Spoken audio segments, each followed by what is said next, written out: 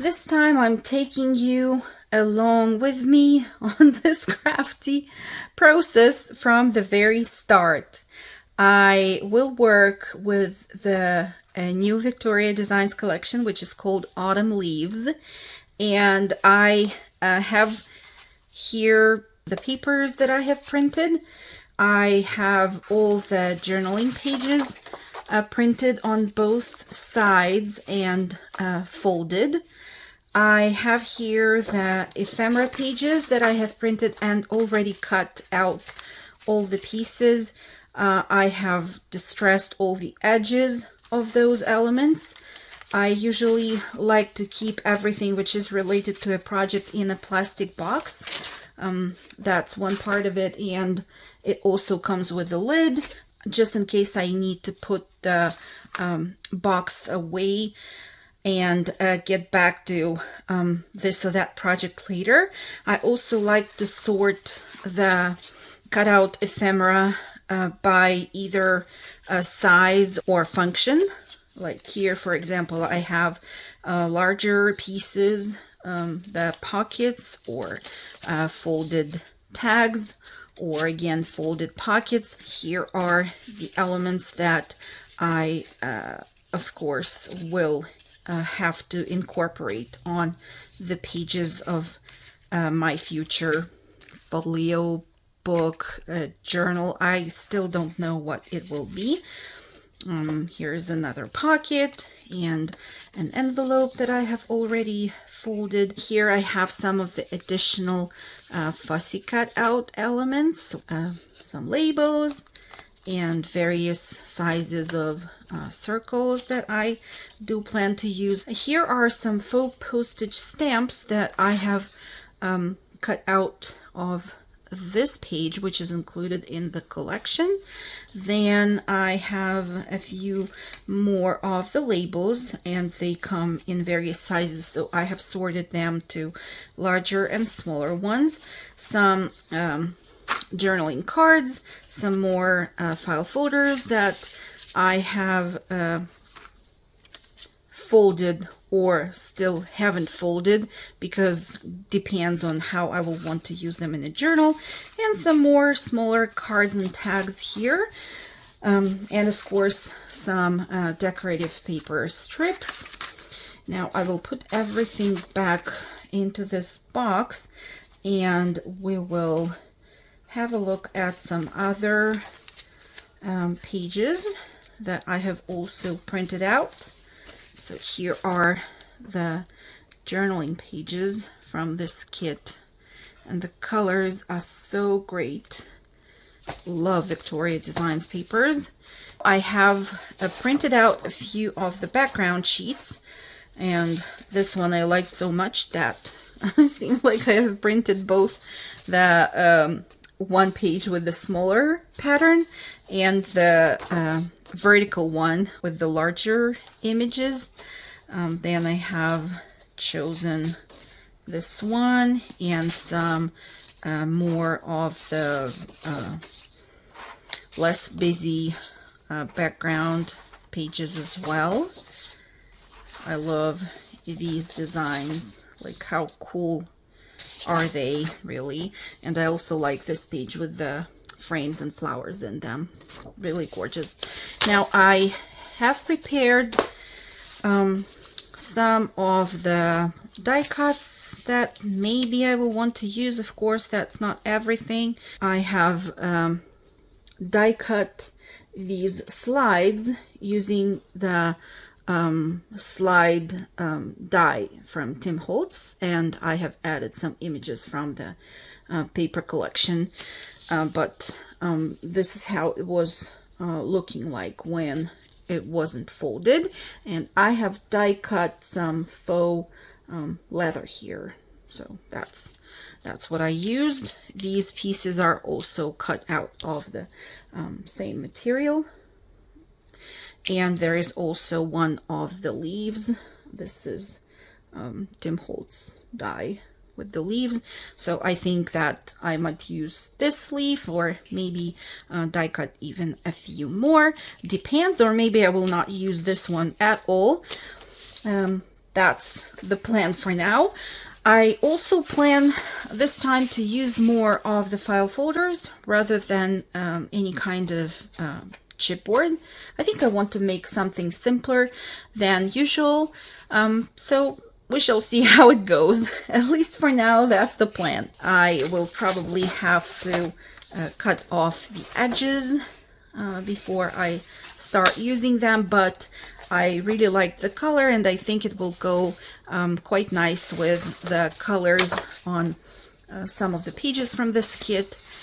So I plan to use them.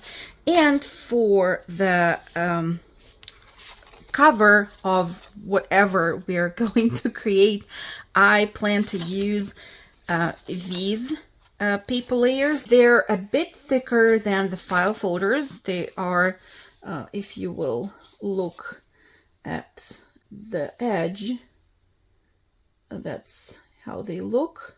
These were cut from a vintage envelope looking folder that I have here. I picked those up at one of the garage sales. That's what was written on them, and they had this tab at the top, so I had to actually trim the tab piece off and also open the pocket on the sides, and then I have trimmed what will supposedly be the covers of my journal folio, or again, I still don't know what this will be, but I trimmed them to be 5 7/8 by 8 3/4. So these will be two covers that I'm going to use for the front and back. And I have also picked up some of this beautiful green canvas looking fabric in one of the craft stores, and I think it will go really nice with the green file folders. It's always hard for me to start working on a project, but once I have an idea, it just keeps on flowing in my head. So the beginning is always the hardest. I will first try, instead of just trimming, because that's the thing that I can always do, but instead of trimming this edge, I want to try and maybe open it so that I could save some of that file folder for other layers in my book. So I'm using this really thin craft knife, and yeah, I think it worked. Let's just unfold it and see how it went. I think it went pretty well, so now we can just separate this metal rod from the paper layer, and I'm also trying to do that really gently so that I don't tear any excess paper. Okay, let's take the pieces of glue, and this paper that lifted a little bit, I think I can even use my glue and glue it back in place. I will do the same on this opposite side of the file folder and get back to you. This is how it looks. I'll put this file folder aside for now and I'll work with the covers. I have prepared 2 strips of cardstock for the future spine of our book. And why there are 2? Because I want the spine to be sturdier. That's the ivory cardstock that I usually use for printing out my ephemera elements from various digital paper collections. And I cut these to 1 inch by 8 3/4. So basically it's the same height as our covers. I'm going to first glue both of the pieces together.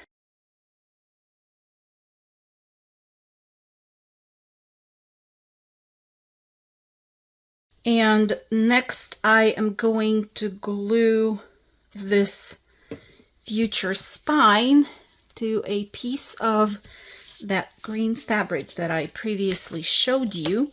The width of the fabric in this case will be about 2.5 inches. That means that once I glue the ivory cardstock piece in the center of the fabric, I will have borders of about 5/8 or 3/4 of an inch.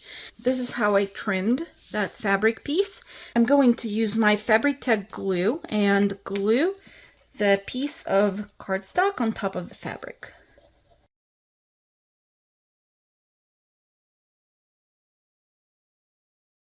Next, I want to glue the covers on either side of the spine, like so. And of course, we need to remember that we will have to leave a gap on both sides. So the gap in my case will be about maybe 1/8 of an inch. So I will apply the glue along one of the long edges of this brown paper, and then eyeballing about 1/8 of an inch from the ivory cardstock piece, I'm going to layer this piece on top of the fabric and burnish. And I will do the same thing on the opposite side. Glue down next to the spine, right on top of the fabric, about 1/8 of an inch away from the ivory cardstock piece. I need another piece of fabric for the inside, just like that. Let's mark with a pencil up to where the glue will have to go, roughly, not really measuring anything.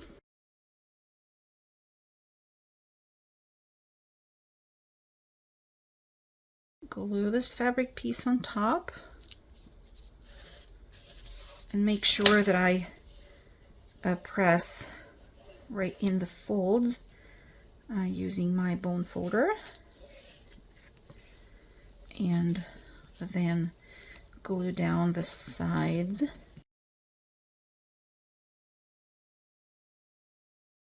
I think that at the top and at the bottom I want to have equal amounts of fabric, so I'm going to take a ruler and leave.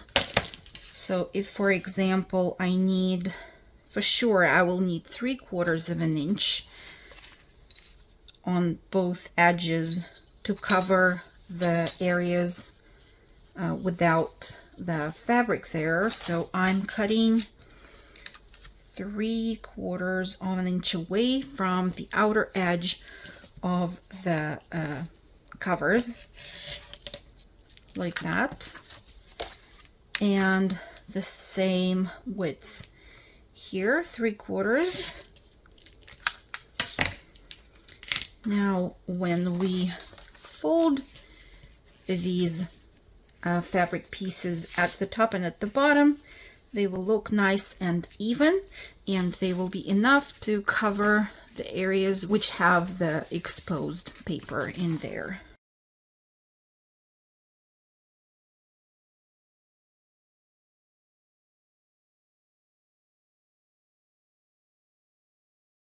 That's the base with our cover.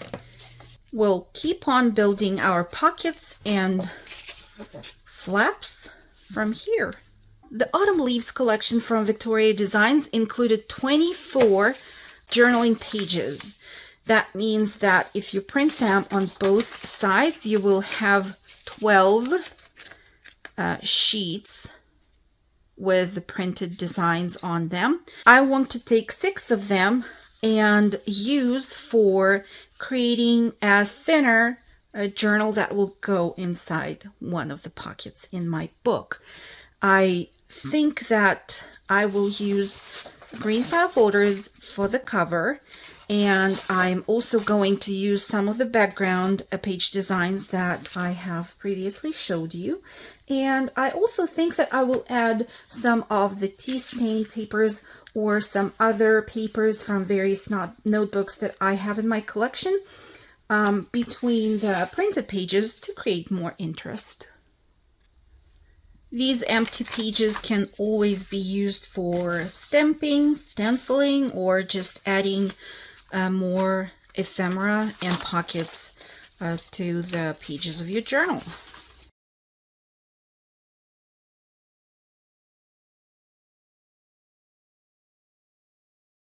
The base of our mini journal is ready. I will use the green file folder for creating the cover, and I also think that it could be nice to just use it as it is. So I will probably trim the file folder like so to the length of my printed pages. 5 3/4 by 8 1/2. This is what we have, and this is how our journal will look like. For creating a pocket for our journal, I will need another piece of a file folder, and I have taken the rods from the second file folder that I had. Let's figure out the size.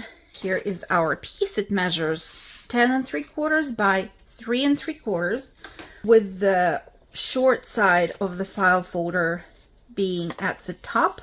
We're going to score at 1/2 inch and 1 inch on one side only, and then we'll put the file folder piece on our scoreboard like so, with the long side being at the top. And we will score at 1/2 inch, at 1 inch, and then at 9 3/4 and 10 1/4. Next, we're going to cut. So this is one of the corners. I'm cutting right here at an angle, then a straight line up to the intersection of the score lines right here in this corner.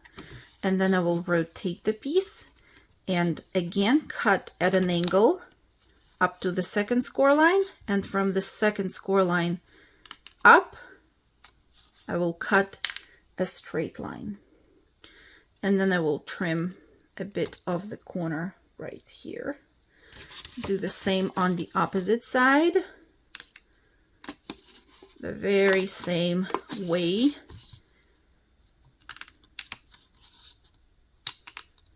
We are going to cut off that section. Let's trim. Let's crease the folds. And this is what we're going to have: a dimensional pocket, which is 1/2 inch in depth.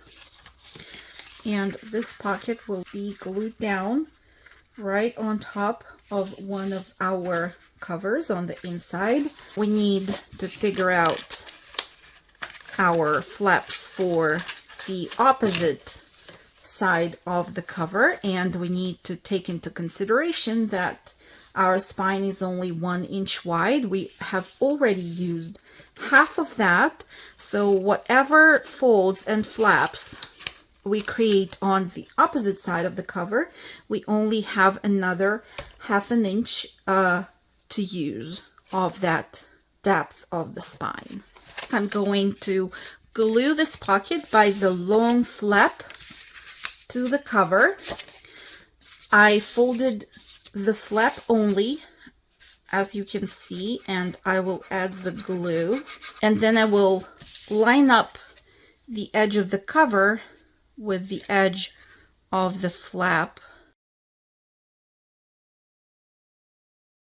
I want this edge to be flush, nothing is overhanging. When we know better which designer papers we're going to use on the inside of the cover and which elements maybe we want to add to the flap itself, as well as which designer paper and elements are going to be in the front of our book, I'm going to glue the side flaps of this pocket as well. For this side of the cover, we will also create a few flaps as a start. One of the file folder pieces that you are going to need will measure 6 1/8 by 8 3/4, and you're going to score it on the short side at 5 3/8 and at 5 5/8. That will create 1/2 inch flap and 1/4 inch gusset.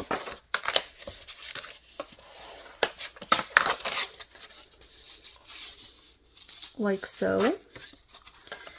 Then we will also need 2 additional pieces of the file folder, and I'm not really bothered by that fold on one of the edges because we're going to cover these flaps with more of the designer paper, and that paper will add stability to our file folder base. Both of the pieces measure the same, and they are 5 5/8 by 5 1/8, with the 5 1/8 of an inch side being at the top in your scoreboard.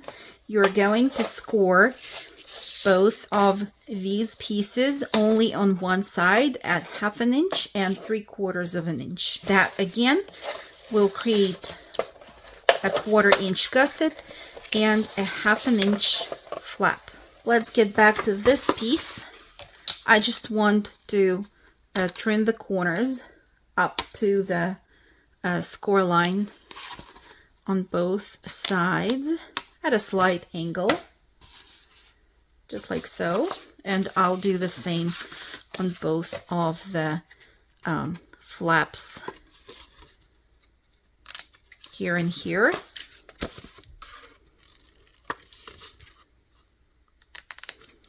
I will use my corner rounder and I will round the corners of the smaller file folder pieces.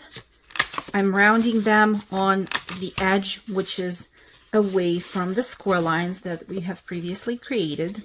Our flaps will later on be glued down like this. One will be glued down close to the spine of our book on this side. Then the shorter flaps will go at the top and at the bottom.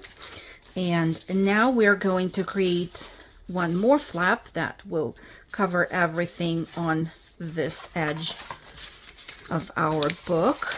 We'll need another piece of the file folder for creating an additional flap on the second half of our cover, and this piece will measure 6 1/2 inches by 8 3/4. On the 6 1/2 inch side, I'm going to score it at 5 1/2 and at 6, and I'm going to trim the corners of the flap at an angle like this. Let's crease our folds,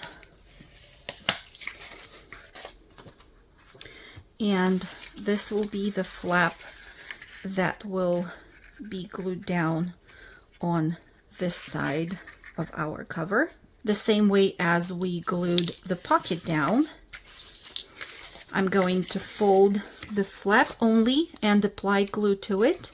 I will now line up the edges of both of the paper pieces and glue them down.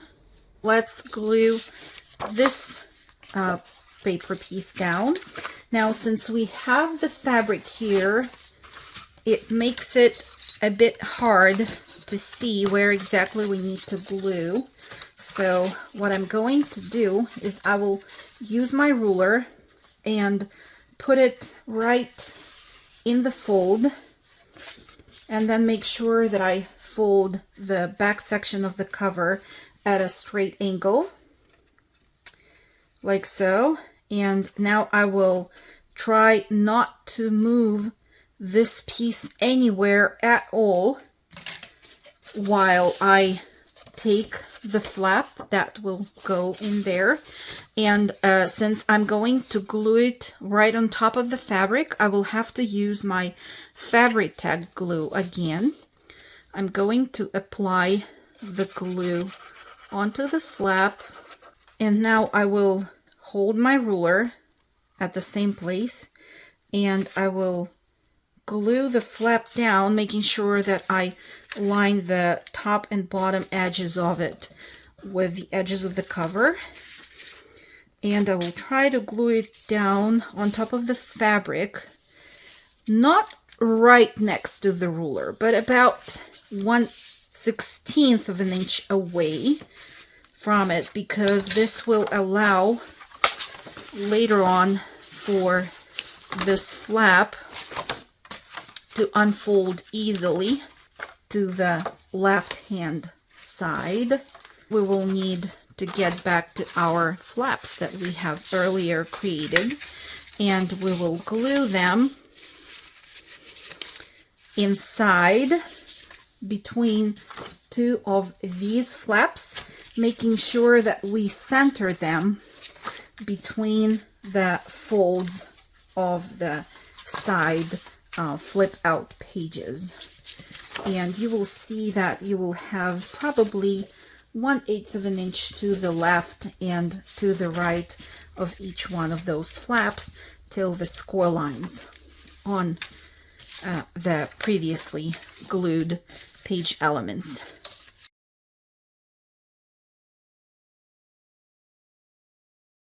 Again, we just need to make sure that we line it up with the edge right there at the top. And I will now rotate the cover and do the same on the opposite side.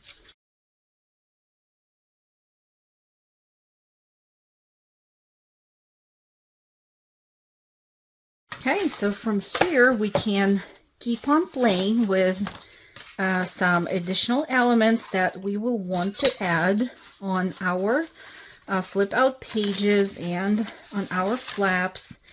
My plan is to create another little journal for this section of the cover and to embellish the rest of the flaps with some fun elements using the various pockets and cut out ephemera pieces from the collection.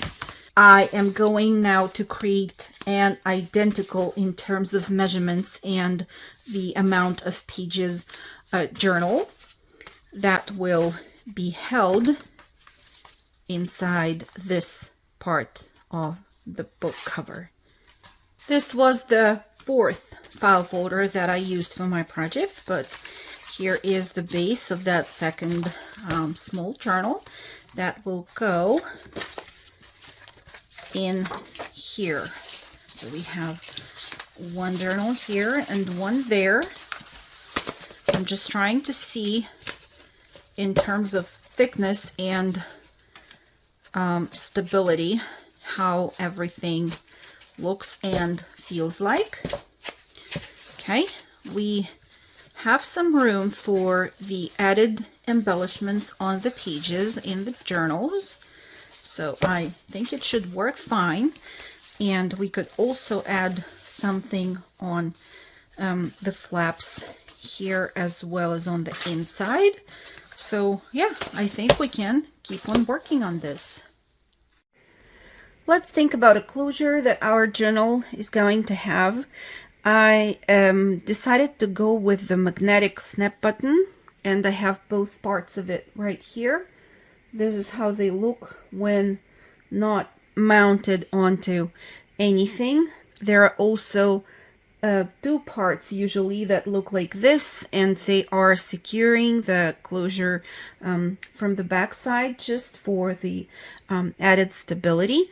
I couldn't find the second piece, so I'm going to use only one. Besides the snap button, I'm also going to need 2 pieces of paper, and I took here 2 types of paper just because these were the scraps. You can use the same type of cardstock.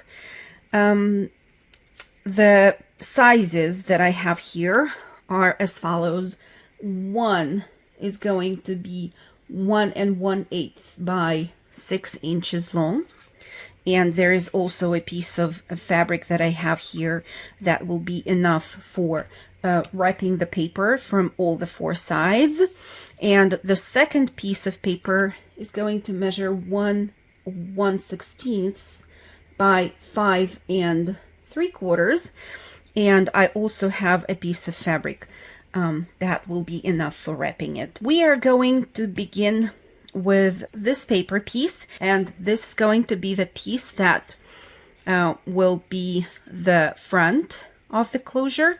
I'm going to use the 1.5 inch radius, and I'm going to round the corners of this strip. Okay, let's try and do it again. Okay, I think that way's better. I'm also, since I have the tool right here, I'm going to round the corners using the same diameter on this paper piece as well. Okay, let's make sure that they match in terms of the outline. I think on this one I had a slight problem. Let me just fix it. I cut a very tiny piece of paper from that side, and I will round the corners again. Okay, this is better. We can keep on going. I will take the larger piece of fabric that I had, and I will use the glue for adhering the paper onto the fabric. I think I'll go with the fabric tag for this purpose.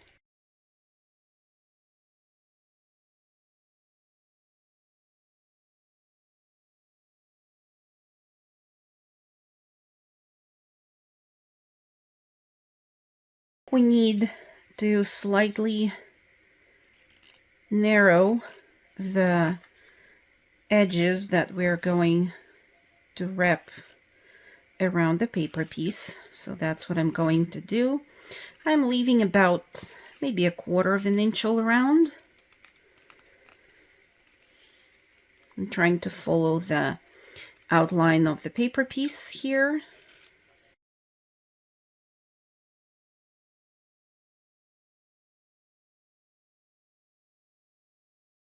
I'm sure we will not have any trouble folding in the fabric in the places where they go at a straight line, but we need to have some more cuts in the areas where the edges curve. So I'm going to create small cuts all around this side of the paper. And the same thing goes for this part.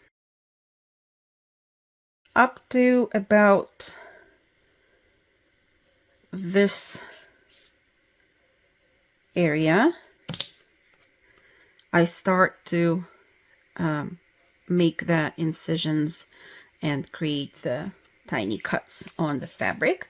Next, I'm going to use already a plain white glue. In my case, it's a art glitter glue, and I will start to use just my fingers and glue the fabric pieces to the paper, trying to repeat the outline. And the same thing here.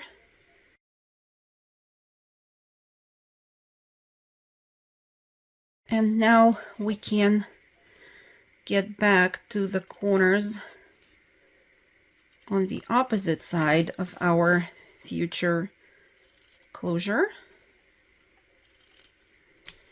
Cut the corners off, and then just add the glue and fold the rest of the fabric.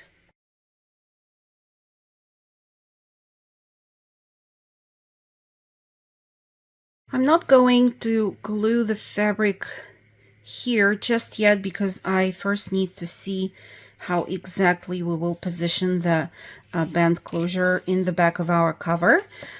So let's just do the same thing on this part of the fabric band. I want to cut at a slight angle the fabric pieces which are close to the curved area. That's just for making sure that they don't overlap too much once folded.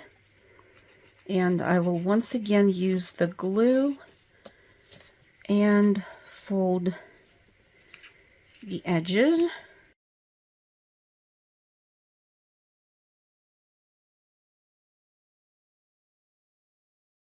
This part of the closure that will actually be visible, and it will be on top of our cover in the back. This edge might be visible, so I am going to glue it down and make sure that you fold the fabric in the very corners pretty good so they don't start to fray or unfold. Okay, it's pretty easy. If you need to, you can just add a bit more glue only there in the corners and kind of spread it with your fingers. Just like that. Okay, this is what we have.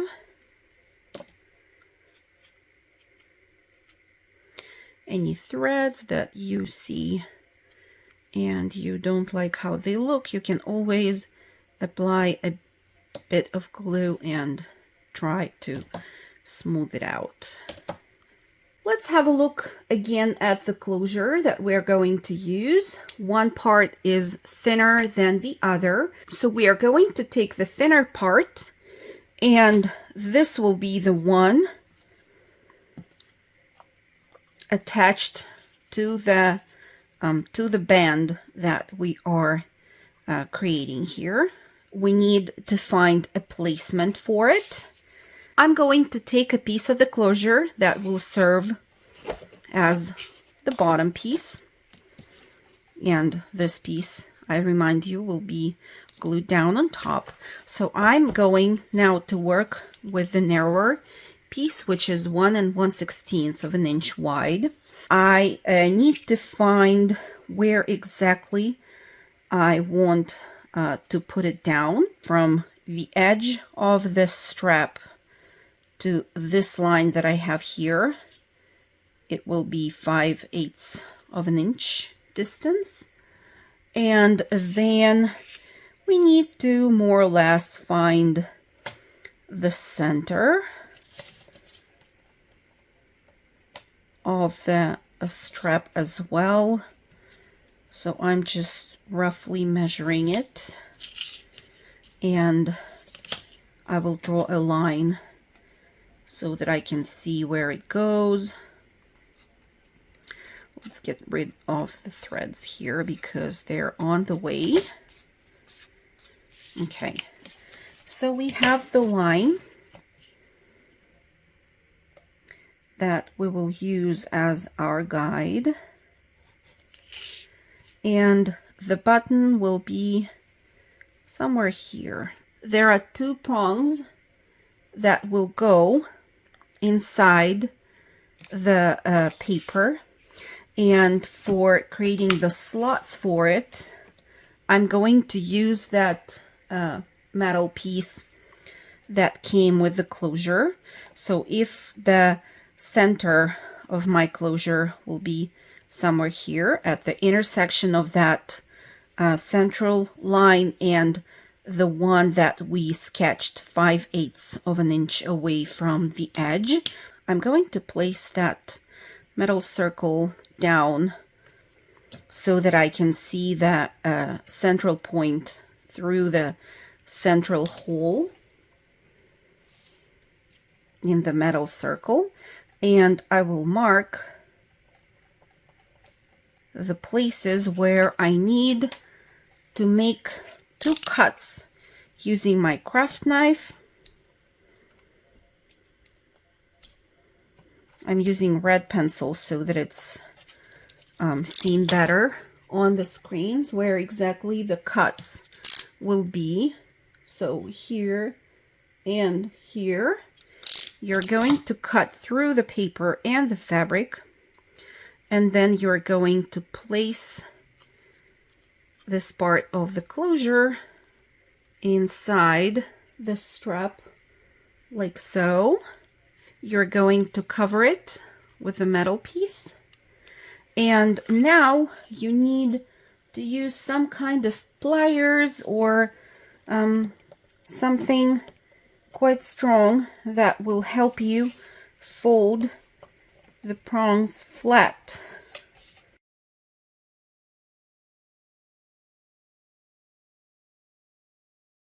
This is how it should look like. And now we are actually ready to glue both of the pieces together. Wait for the glue to dry, and then I will take it to my sewing machine and add the stitching from here to here.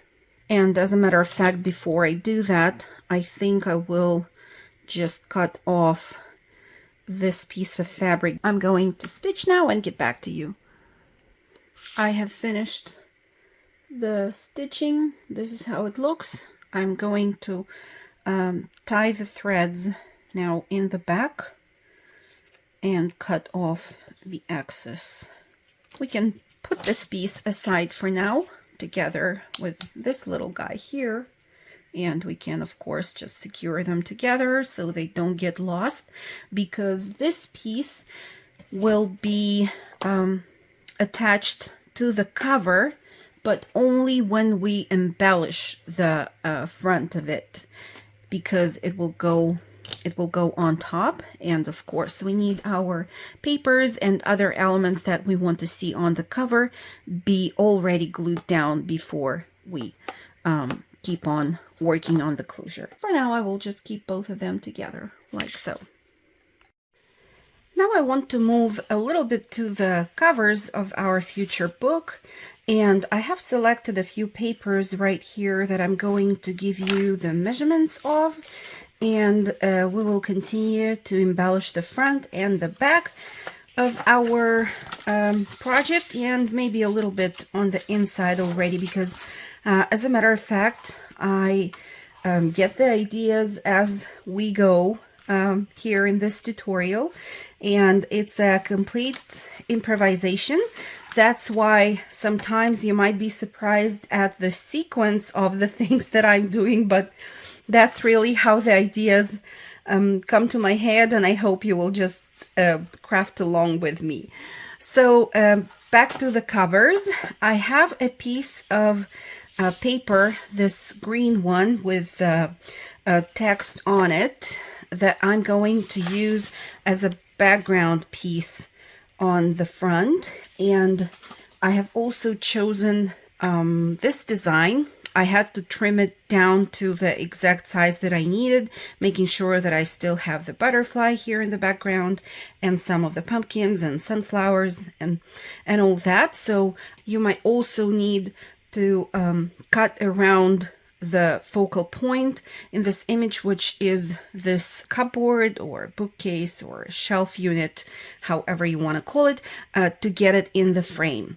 So the size of the green paper is 8.5 by 5 3/4. Then here, although the image is lovely, but I thought that I wanted to have another frame behind it to accent it a little bit more, and that's why I have this piece of the file folder.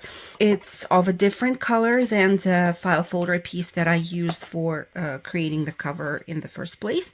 So this piece measures 4.5 by 7 1/8, And the piece that will go on top, the one with the image, measures 4 3/8 by 7 inches.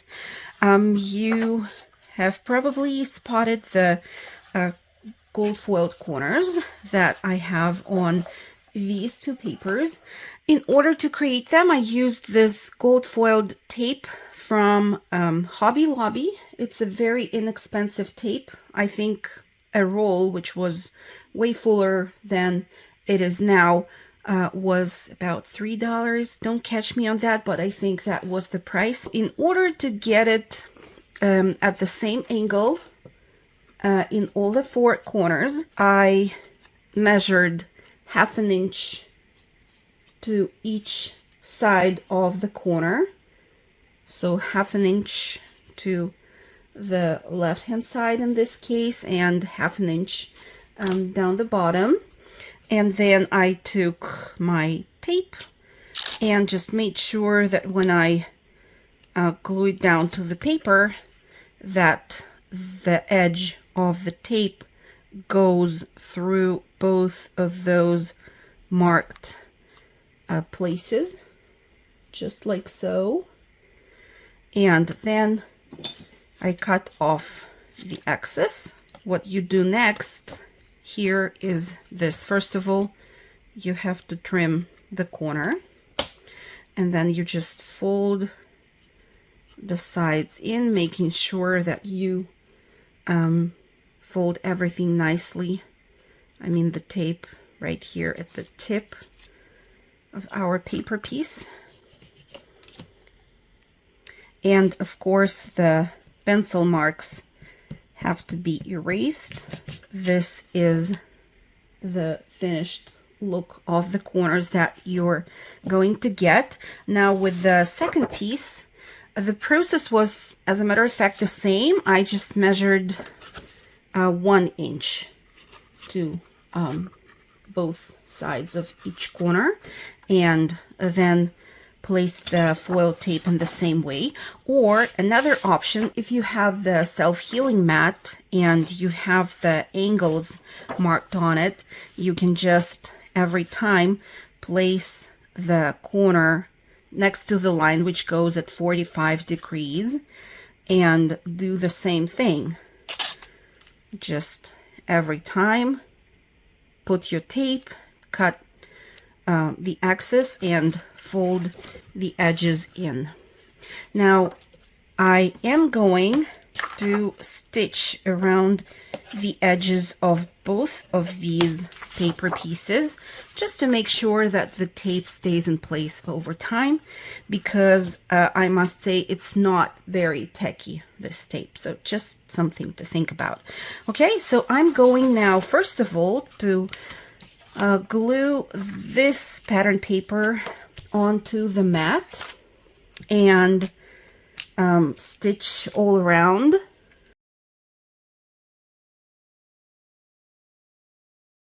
Here we go, and I usually use a piece of painter's tape to secure the threads that I pull to the back and tie in a knot, and then I just add a piece of tape so that everything is held nicely together.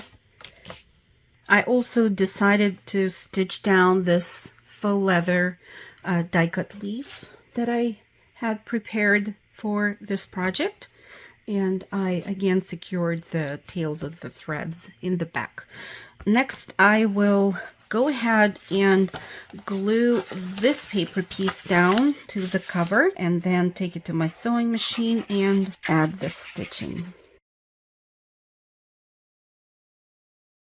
Now, fingers crossed it goes well, the stitching. I just measured and understood that the cover will not fully fit into the sewing machine to do the stitching all the way around the front piece here, but I was able to fold this flap towards the top and stitch along this edge first. Here you can see that I have already cut the thread, and now I'm going to stitch along the remaining 3 edges. And it's done, stitched all around, and I have secured the threads in the back as usual. Now let's keep on working on the flap here, since we already are in the right place. I will glue the remaining piece. It's the cut off of this page design, and the piece that I have here will measure 8.5 by 2.5. I'm going to glue it down here on the inside, and then I want to use a few slides that I have prepared.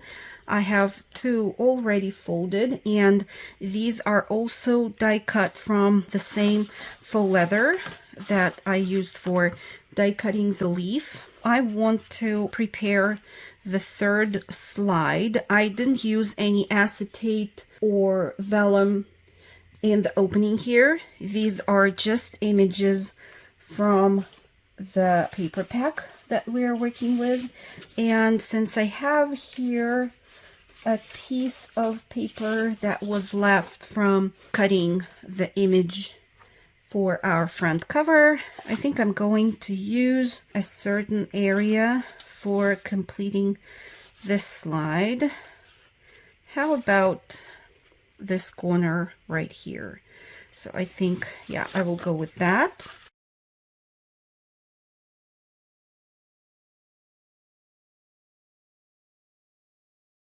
This is how it's going to be.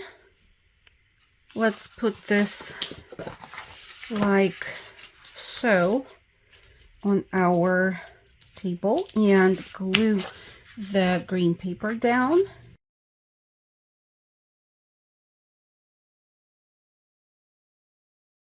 Let's position our slides and just decide where exactly they will be placed, each one of them. And then I will use the tiny brads and secure each slide with the brads as well.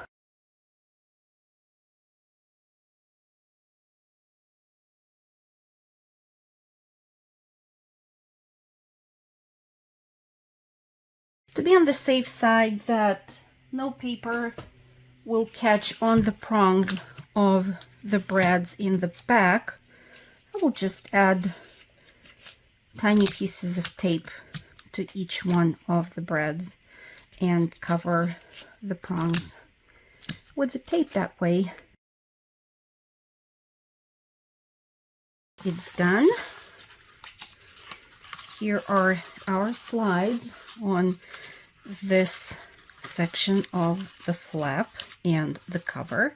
Our little journal will go into this pocket a little bit later. We have to decide on the paper that we want to use for the backing, and we also need to get back to our front cover and decide what and how we want to have the things here. Let's measure our paper piece. It is 7 1/8 in length, so that means that the center is going to be at 3.5 plus 1/16. Okay, so it's here. Let me mark it on the opposite side as well, and that's just how I like to have all the lines straight. Okay, and how far it needs to be from the edge, let's think about it. I think about 1 inch in from this edge of the paper should be fine. So let's mark that additional line here. And okay, we need to cut the holes for these prongs here. I'm just eyeballing where they need to be. Okay, and now I will use, that's how I mark them right here. And now I will use my craft knife and just cut the slots and add the closure from this side, from the front, of course. Just put it in. Okay, like so, and flatten the prongs in the back.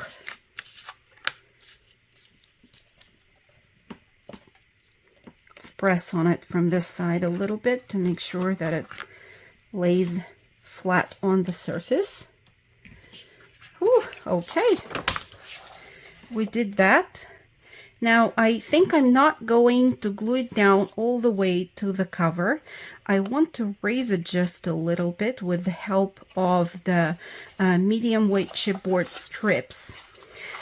And I will have another pocket for a journaling card on the inside. It will go from the left hand side here. And let's also not forget that we want to cover this section with a piece of tape, like that.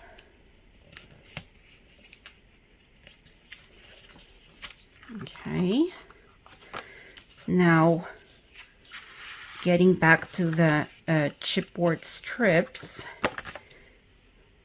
I think you can use the foam tape as well, maybe 1/2 inch foam tape along the sides, but I have so many of the chipboard cut-offs that I do want to use them. So the longer piece will have to be 6 7/8,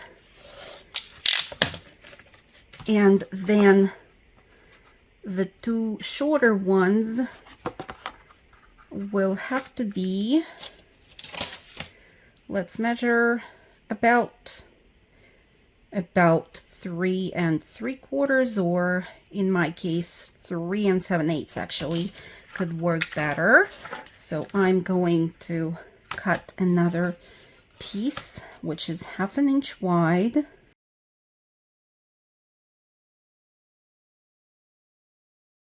and then trim it to 3 7/8 using just my scissors. I think it will be easier since the strips are thin. Okay, now let's glue them down.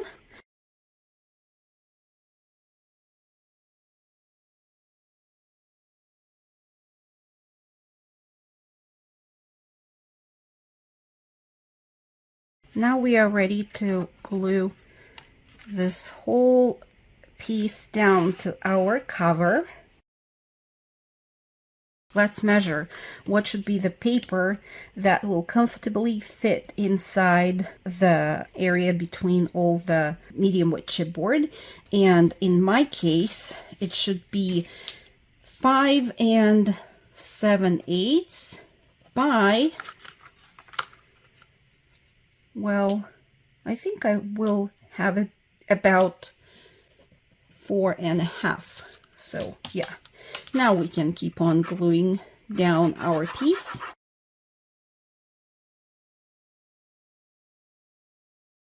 I look at the borders of the green paper, just make sure that I have it in the center.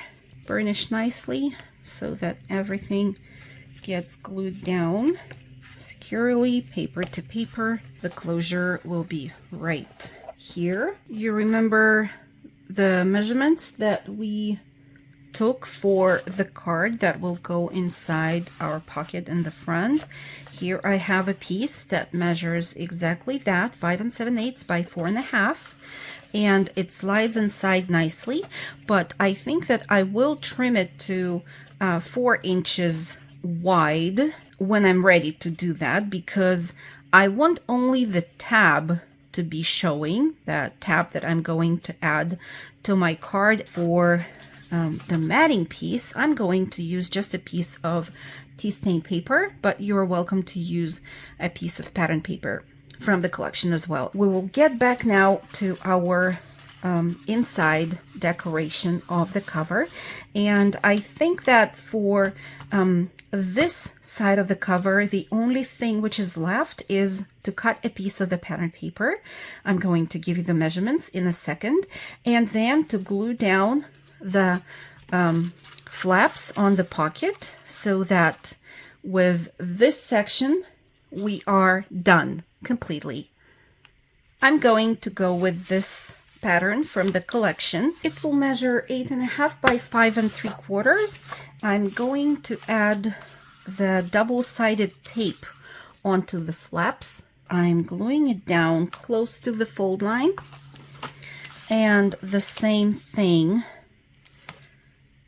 goes for the flap at the top. I will remove the backing from the tape and rotate the cover, and then make sure that I line the edge of the flap when it's folded with the edge of the cover.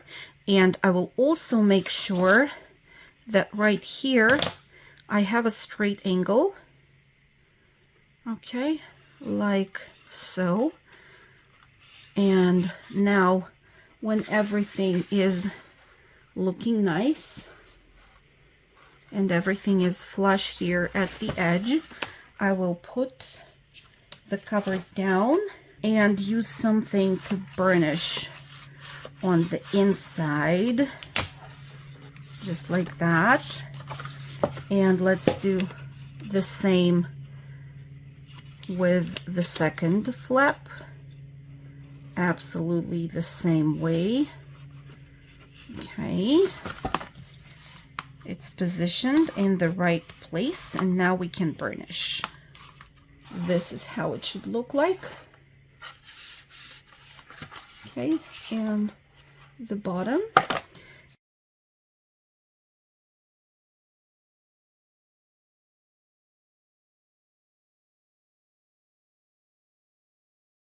Our flap and pocket are done. That's how the front cover looks like. I think I want to add a piece of pattern paper for the back of the whole cover. That's the pattern that I chose, and I distressed the edges of it with the distress ink. The paper piece itself measures 8.5 by 5 3/4. So I'm just going to glue it down onto the cover, and I will not do anything else for now. Look at the borders on all the four sides. They should be even. Next, we will work on covering with pattern paper the surfaces of the flaps on the right hand side of our cover. And I will start with the flaps at the bottom and at the top. These two sections will be covered by the pattern paper that looks like this, the one with the green background and red mushrooms on it. I have also added the labels from the paper pack to each one of the flaps, and for a decorative touch I added the brads in here at the top and at the bottom. The paper pieces measure both 5.5 by 4 1/4, and of course you will have to mind the direction of the paper when you round the corners of each one of the paper pieces, because one of them will go right here and the second one will be glued down there at the top.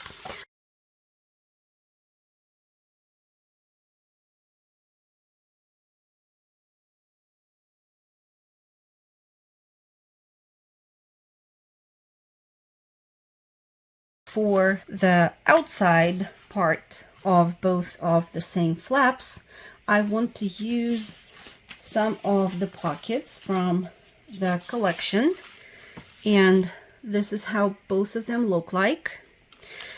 I will also use the background paper that looks like this, and I have already prepared my pieces. Each one of them measures 5.5 by 4.25. The measurement is basically the same as the one for the inside, and I'm going to glue the pockets down to each one of the paper pieces first, and then I will glue each one of them to the surface of the flap. Please pay attention again where exactly you round the corners and how you glue the pockets down to the background papers. Now we are ready to get to the part of this flap right here. I want to have here another paper with the green background and the text and the mushrooms, and I also think that I'm going to create here just a decorative composition with some of the elements from the fussy cut sheets. I have the pumpkins, and from the pumpkins I had to trim the top section that had the flowers because I only want the pumpkins to be here. And then I also took the element with the typewriter, and to make it more interesting I typed Hello Autumn on a little paper piece that I have added inside the typewriter after creating a slit there and sliding the paper into it. And then I will also have here a butterfly on the side. So that's how I want those elements to look like. The paper measures 5.25 by 8.5.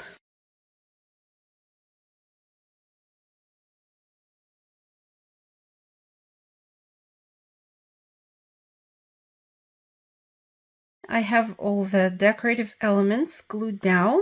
Now for the top section of the paper, I think I want to have a sort of a pocket, and I will tell you for what. I have created 2 little notebooks with some of the scraps of the tea stain paper that I had, and the covers are taken from one of the sheets from the paper collection, the one that had various frames with these flowers. So I have created one horizontal cover and notebook and one vertical. For the vertical one, in order to have the flower facing the right direction, because it was positioned the same way as the hibiscus right here, I have just cut out the flower only from the frame and then added a piece of tea stain paper in the back to the whole frame, and then I just glued down the middle section with the flower the way I needed it to be. This vertical notebook will be positioned on the left hand side. For creating the slot, first of all, I added some guidelines to the back of my paper piece. The vertical guideline is 1/2 inch away from the right hand side of the paper, and then the horizontal one is 3/4 inch away from the top. I will start cutting a slot for my notebook along the line which goes along the top, and I need to know how long that line for the slot needs to be. So if my notebook measures about 2 5/8 of an inch, I think my slot will be 2 3/4 of an inch long. So I'm going first of all to measure 2 3/4. Okay, I can already cut the slot using my craft knife. And then I will move my ruler a little bit lower, maybe 1/16 of an inch lower or 2 millimeters lower, and I will create another cut line. And now I will take that piece of paper out so that we can have a slot that looks like this. I also want to reinforce the slot here, and for that I will take another piece of paper. That's the paper that I have right here, and this paper measures, let me tell you, 3 1/4 by 5/8 of an inch. I want to use this piece for reinforcing the slot. So first of all, I will have to create some guidelines in the back, and each one of the 4 guidelines will be 1/4 of an inch away from the 4 edges of the paper piece. That leaves us with the area here in the middle that we're going to cut out. And I want to round the corners of the paper piece before I glue it down and before I cut the actual slot in it. So I will round the corners, and now I will use my ruler and a craft knife for cutting out that section of paper in the center.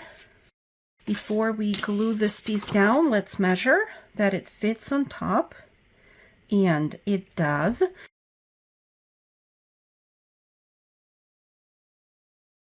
I'm going to glue it down on top of the slot that I have cut out in my background paper.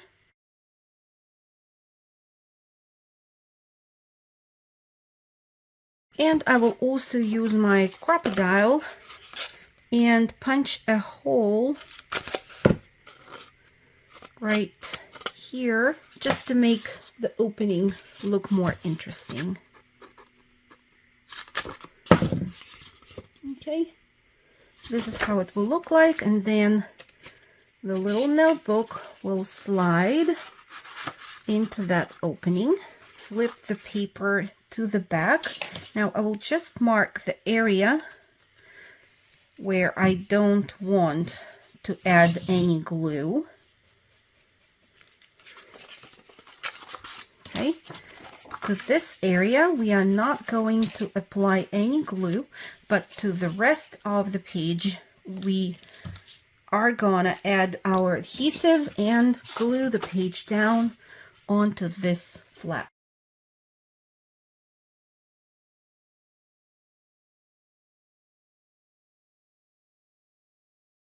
We will now work on the next section of the flap. I have prepared the papers that I want to use. This is the background pattern paper. It measures 8.5 by 5 1/4, and I'm also going to use 2 of the library pockets on this page and 2 of the tags that I have cut out from the paper collection, and I have added the gold foiled paper reinforcers to the tops of each one of the tags, and I have strung thin string through them. Now I want to show you how to assemble this absolutely cute library pocket. You are going to cut out the shape along the guidelines that you will definitely see on your printables. Then there is this piece and this piece that we're going to use for assembling our pocket.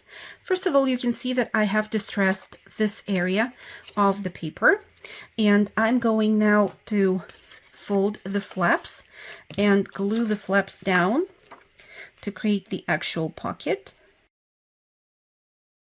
Next, we're going to take the little paper piece and glue it down at the top.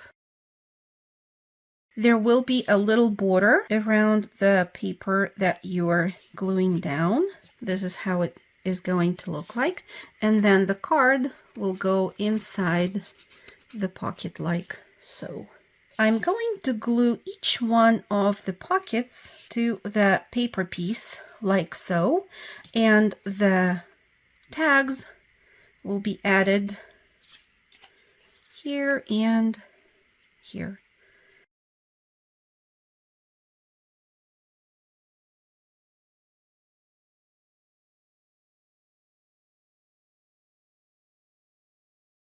To secure the threads, I think I will use my tiny attacher.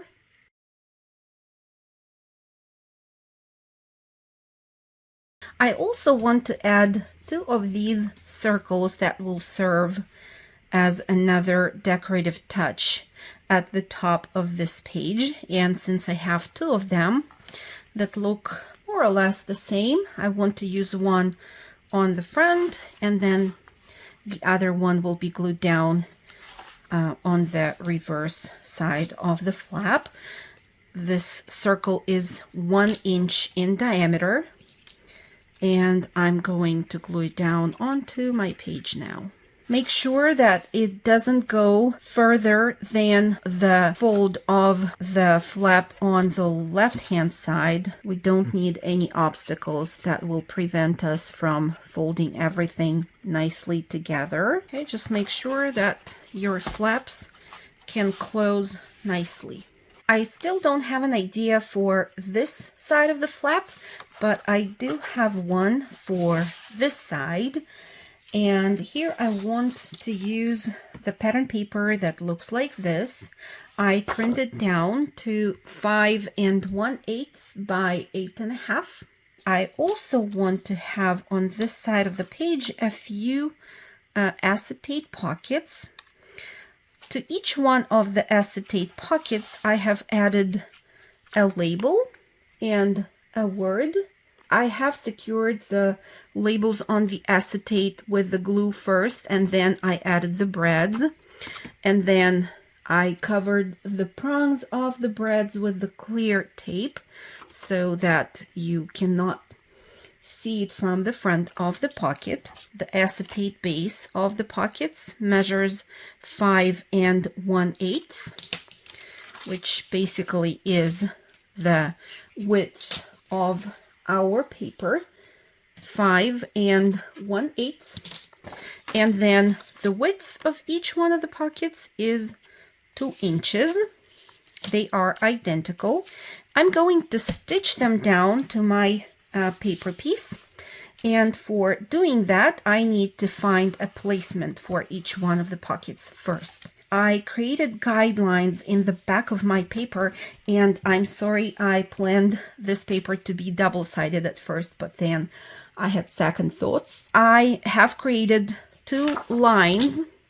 The first one will go closer to the top edge of the paper, and then one will be a little bit to the top from the middle.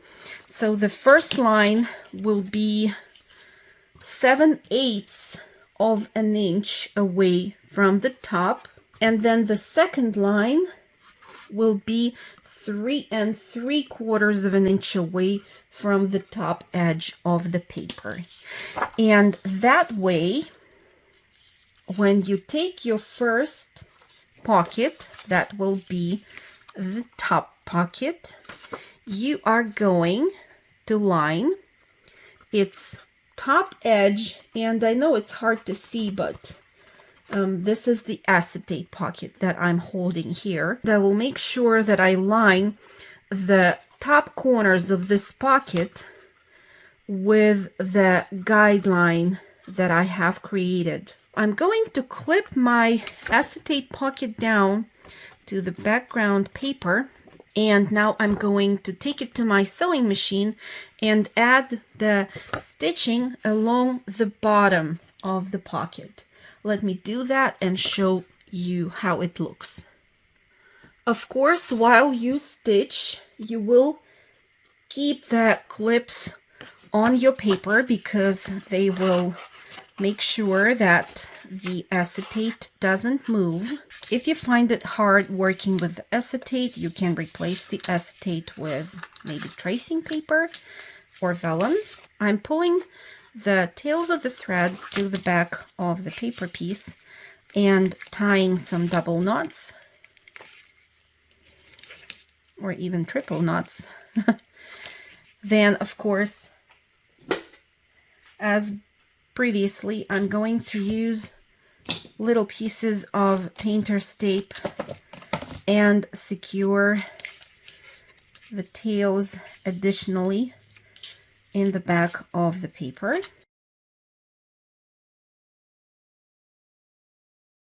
Next, I will take my second pocket and I will do the same thing. I will line the top corners of the acetate with the guideline that I have created, and I will secure the pocket with the paper clips onto my background paper and take it to my sewing machine and stitch along the bottom of this pocket the same way as we did with the top one. Pull the threads to the back and secure the tails with 2 pieces of tape. So that's what we have right now. Next, we're going to take the third pocket and find the perfect placement for it right along the bottom edge of the background paper piece. Secure it with the clips and now stitch along the 4 edges of the paper. We are ready to glue the whole paper piece down to the top flap of our book.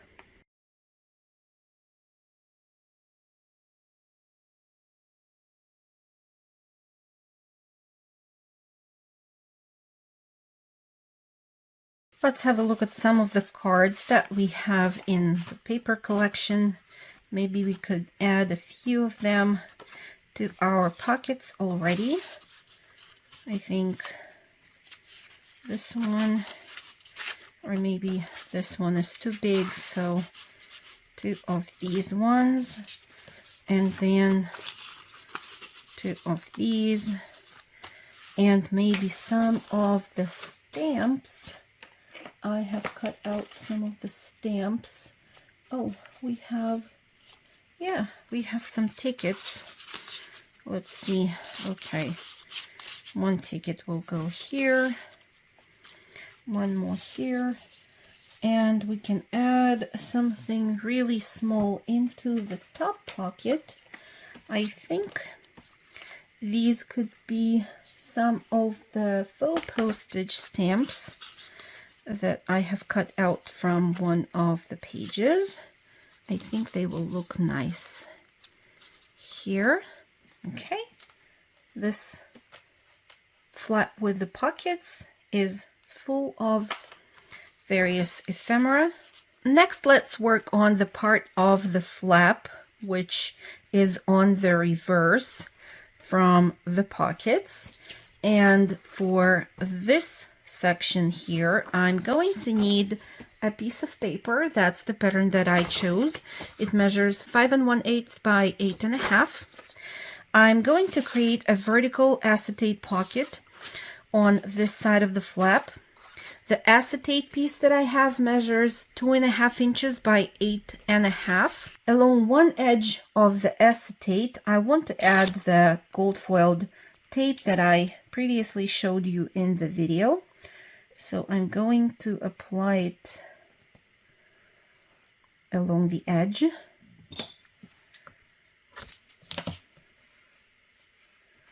And then fold the other half. I'm trying to make sure that one part of the tape is wider than the other, so that the nicer looking side is at the top. And this is how it's going to be attached to the paper background. Don't forget to use your clips and secure the acetate while you're stitching. We are going to stitch around the 4 edges of the paper, but before we do that, let's think if we want to add anything to the acetate pocket and maybe secure those elements with the brads.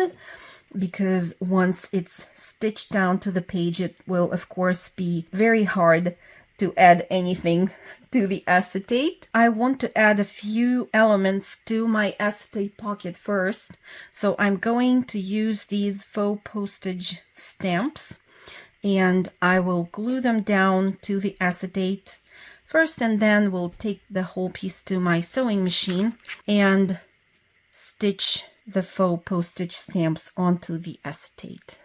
I will also add the zigzag stitching along the edge with the foiled tape and get back to show you the result. You can secure the tails of the threads in the back of the piece behind the stitched down elements with a piece of tape. This is how my pocket looks like. Now I'm ready to clip it onto the paper piece and take the whole panel to my sewing machine and stitch around the 4 edges, and then glue the whole piece down to the flap in my book. This is how this flap will look like, and we once again can add some larger journaling cards into this pocket here. This flap will be folded first because the gusset that we have here is only 1/4 inch wide, and then this piece will go on top. Between the flaps that we have embellished with pattern paper, one of the 2 journals will be stored. I have embellished this journal offline. All I did was create the front cover, the back cover, stapled all the pages with the help of just 2 staples. That's all I did, and this is how the cover looks like from the front and from the back. And I have also added some stamping and stenciling on the pages of the journal that didn't have any printed pattern on them. I tried to find the stamps in my collection that were related somehow to autumn theme, so mostly these are various kinds of leaves. Turns out I have quite a lot of those. The vast majority of stamps here is from Tim Holtz and Stampers Anonymous. So that's the first journal. Now the second journal that will go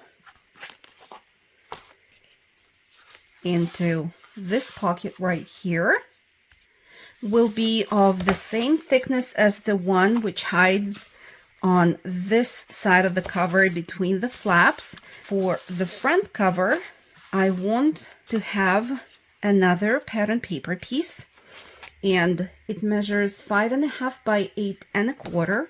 That's the pattern that I chose, and I have also layered a few cut-offs of that cream paper that I previously used in the journal, and I have also added some of the elements from the fussy cut sheets. And here I want to mention a few things.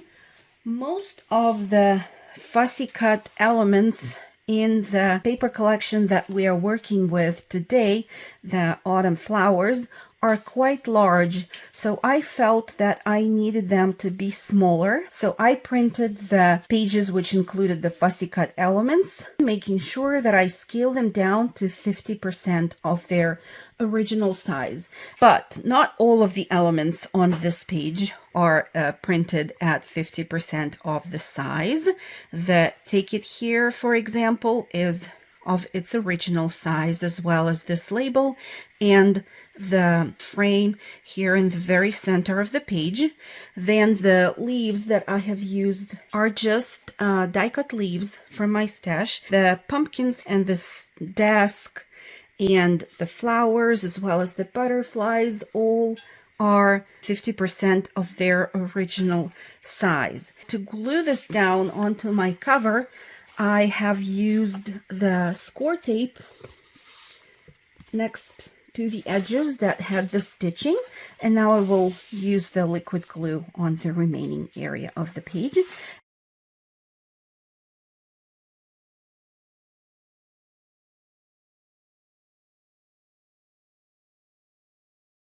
Now when the cover is ready, I can take my pages.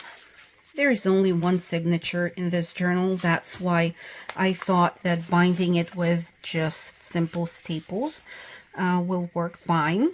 If you want to, you can sew your signature the way you are regular to do that. I'm going with 2 staples that I have prepared. I will use my poking tool and find the places for poking the holes so that they match the size of the staple.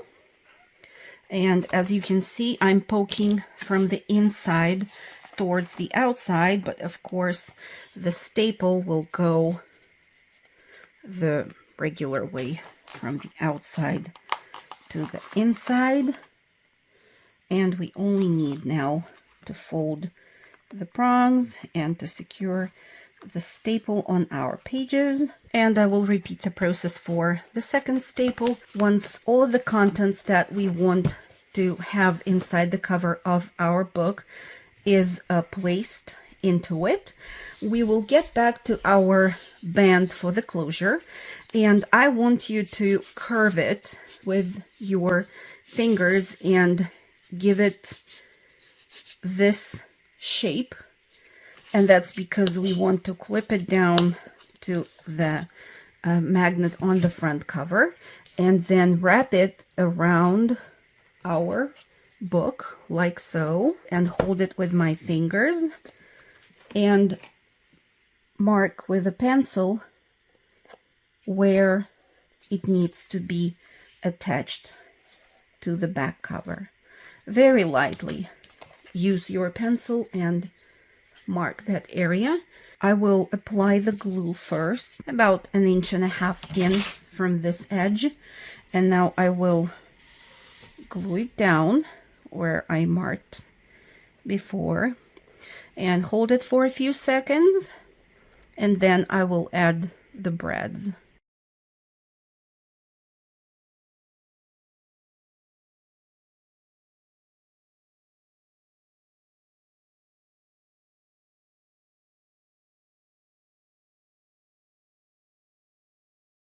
We can now get back to the paper piece that we have prepared for covering the inside area between all the flaps on the cover, and we can go ahead and glue this piece down. I also want to remind you the measurement for this paper piece. It's 5 3/4 by 8.5.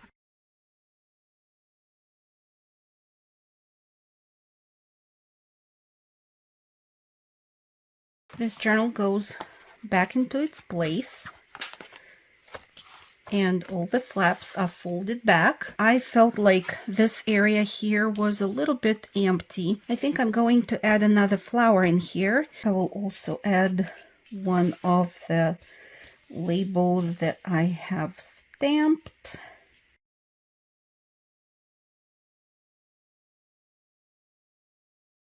What's left now is to work on embellishing the pages inside the journal.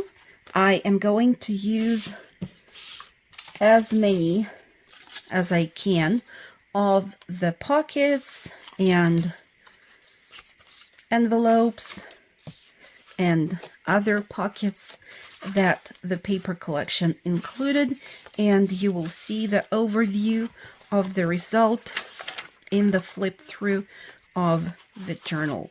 Now I'd like to finish off the card that we have prepared for the pocket on the front page of our journal, and we have the base of it with the tea stained paper that I already glued down to one side of the file folder piece. The base of this card was 5 7/8 by 4.5. I want to trim it down and make it 4 inches instead of 4.5. And then on this side of the card, I want to have this piece of pattern paper. That's the one that I chose, and it measures 5 3/4 by 3 7/8. Before I put the card inside the pocket, I need to add a tab for it on the left-hand side of the card, because without the tab it will be really challenging to take the card out of the pocket. You can use any shape of the tab punch or die that you have. I will use this punch, and I am going to attach the tab now to the card.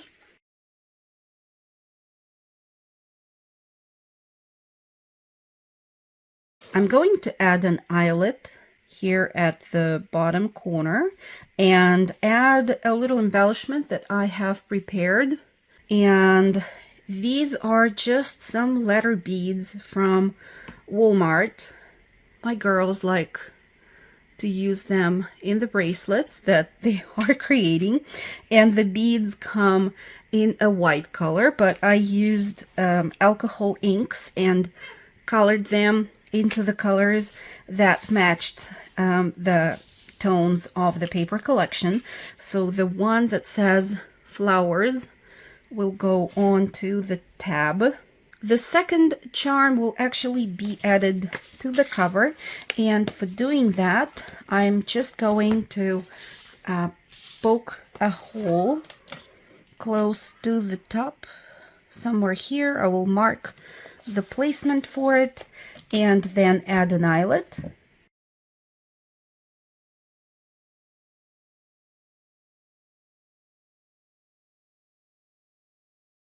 Now I have the name of the paper collection that I worked with for creating this journal spelled out both on the cover and on the tab here. Now that I'm thinking, maybe it would be better to put an eyelet and add the charm actually at the top corner of the tab, and I don't think we can't do it still. Decisions are made here and now. I think this way it looks better. So here we can just have a plain eyelet or add another charm, maybe with a bulb pin, something really small. I also want to add a little flower to the band here at the top. I have a few very tiny elements that I have cut out from the pattern paper. Let me show you which one was that. From this pattern paper, I have cut out the flowers and the mushrooms and some of the leaves. So one of the little flowers I think will look really nice on top of the closure. I'm going to glue it down. We can also add more of those tiny cut out leaves and flowers to the cover of our book on the inside. I think it will also look really nice. We can do something like that, probably something smaller. Yeah, I think I will glue all of these down on the inside of the cover.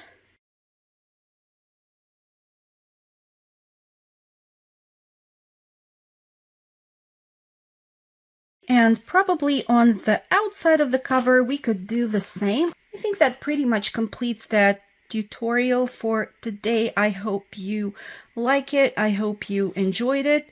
And I really recommend that you check out this collection from Vectoria Designs. All the links will be in the description box down below. Talk to you soon.